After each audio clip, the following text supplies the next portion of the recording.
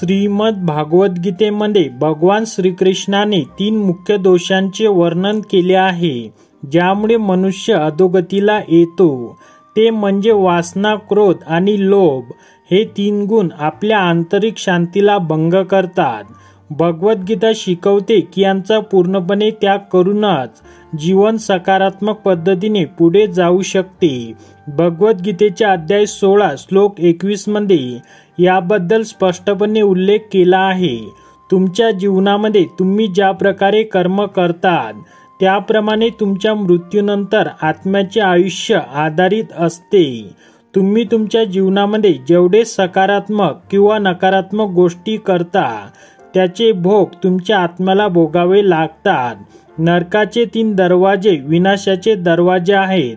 तो 3 वाईट गोष्टींचा त्याग करतो। काम, क्रोध, लोभ आणि आसक्ती याचा अर्थ असा की हे 3 दुर्गुण काम, क्रोध आणि लोभ नरकाचे दरवाजे आहेत। म्हणून या लोकांना ताबडतोब सोडून दिले पाहिजे। एक वासना म्हणजे सामान्य इच्छांची तीव्रता आणि कोणत्याही किमतीत त्या पूर्ण करण्याची तीव्र इच्छा। जर इच्छा पूर्ण झाली नाही तर मनात असंतोष अधिकच तीव्र होतो। त्या असंतोषामुळे व्यक्तीचा आत्मविश्वास कमी होतो। अतृप्त इच्छा माणसाला स्वार्थाकडे घेऊन जातात। तो स्वार्थापोटी इतरांना इजा पोहोचवण्यासाठी पावले उचलतो। अशा प्रकारे वासना आत्म्याला प्रदूषित करते। 2 राग ही आत जळणारी आग आहे। हे प्रथम आपल्यातील विनाश सुरू करते। रागाच्या भरात माणूस योग्य निर्णय घेऊ शकत नाही। त्याला बरोबर आणि चूक यातील फरक स्पष्टपणे कळत नाही। रागामुळे आपल्या शब्दांमध्ये कठोरता आणि द्वेष वाढतो। यामुळे आपल्या आध्यात्मिक जीवनात अधोगती येते। 3 लोभी माणसाकडे कितीही पैसा असला तरी तो त्याला पुरेसा नसतो। तो कधीच समाधानी होणार नाही। त्याला इतरांपेक्षा जास्त पैसे कमवायचे असतात। काही प्रकरणांमध्ये तो पैशांसाठी धार्मिक सीमा देखील ओलांडतो। हे त्याला हळूहळू चुकीच्या मार्गावर घेऊन जाते आणि लोभामुळे तो पापात पडतो।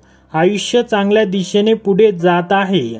भगवान श्रीकृष्ण भगवद्गीतेत म्हणतात या 3 दुर्गुणांचा पूर्णपणे त्याग करूनच व्यक्ती मोक्ष मिळवू शकते। स्वरक्षणाची पहिली पायरी म्हणजे वासना, क्रोध आणि लोभावर नियंत्रण ठेवणे। यावर नियंत्रण ठेवून व्यक्ती शांती आणि अपार आनंद मिळवू शकते। आपल्या जीवनात भगवद्गीतेच्या शिकवणींचे पालन केल्याने आपल्या आत्म्याला उत्क्रांतीमध्ये मदत होते। या 3 दुर्गुणांचा त्याग करून संयमाने जीवन जगण्यासाठी चांगले विचार आणि चांगली कृत्ये आवश्यक आहेत। जेव्हा आपण या मार्गावर चालतो तेव्हा जीवन चांगल्या दिशेने जाते। आणि मित्रांनो, तुम्ही जर आपल्या चॅनलवर नवीन असाल तर आपल्या चॅनलला सबस्क्राईब करा आणि व्हिडिओला लाईक करायला विसरू नका।